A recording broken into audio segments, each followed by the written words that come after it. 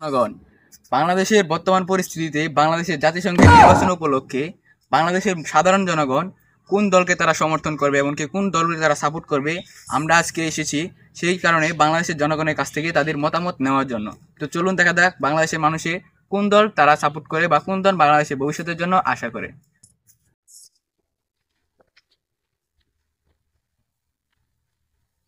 তো ভাই আপনাকে একটু প্রশ্ন করতাম, আপনি কি উত্তর দিবেন? হ্যাঁ, বলেন। ভাই, বাংলাদেশের বর্তমান পরিস্থিতি মানে বাংলাদেশের বর্তমান যে পরিস্থিতি এই পরিস্থিতিতে নির্বাচন হওয়ার জন্য আপনি কোন দলকে সাপোর্ট করবেন? ভাই, আমি দল চল বুঝি না ভাই। আমি নেইমার যেই পক্ষে ভাই, আমি সেই পক্ষে। সেই দলই সরকার হিসাবে আমি চাই। তো বাংলাদেশের দলে পড়ে না। তা ভাই, আমি বাংলাদেশের পক্ষে। আচ্ছা ভাই, দর্শক আপনারা দেখতে পাচ্ছেন ইনি বাংলাদেশের পক্ষে না, ইনি নেইমারের পক্ষে আছে। তো চলুন আমরা অন্য আরেকজনকে জিজ্ঞাসা করে দিই। আচ্ছা ভাই, আপনি বাংলাদেশের বর্তমান পরিস্থিতিতে নির্বাচন হলে আপনি কোন সরকার আশা করেন? আমি এলাজুদ্দিন সরকারকে আছি।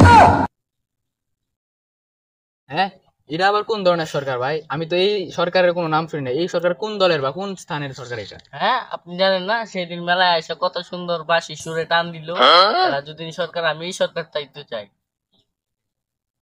আপনারা ভালো থাকবেন। তো জনগণ, আপনারা দেখতে পাচ্ছেন বাংলাদেশের বর্তমান জনগণের অবস্থা এই। তারা মনে করেন যে ঠিক করে দলের কোনো এআই বুঝে না। তারা কেউ সাপোর্ট করে মেসি বা নেইমার, আবার কেউ সরকারকে এলাদুদ্দিন সরকারকে সাপোর্ট করতেছে। তারা বাংলাদেশের দলের কোনো মানে রাজনীতির কোনো বিষয় তারা বুঝে না। বাংলাদেশের বর্তমান পরিস্থিতিতে এই।